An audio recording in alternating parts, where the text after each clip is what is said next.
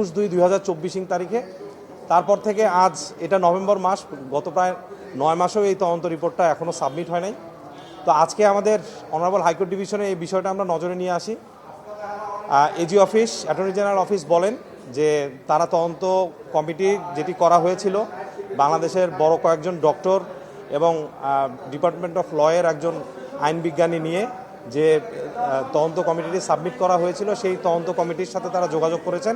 AG office, deputy attorney general সাহেব তাদেরকে বলেছেন তারা যে এখন পর্যন্ত তারা রিপোর্টটি সাবমিট করতে পারেন নাই।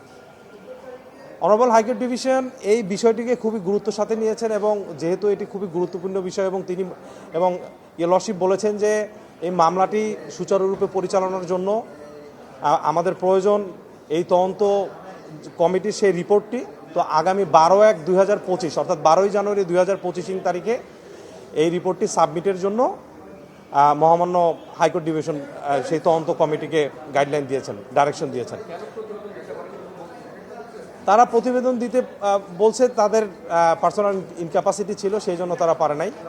আরও সার্বিক পরিস্থিতি মিলে তারা এটা রিপোর্টটি প্রিপেয়ার করতে পারে নাই। পাশাপাশি আরেকটি বিষয় আমরা হাইকোর্টের নজরে নিয়ে আসার চেষ্টা করেছিলাম, সেটা হচ্ছে during the issuing of the rule 3টা অ্যাডেন্টোরিয়াম প্রেয়ার ছিল।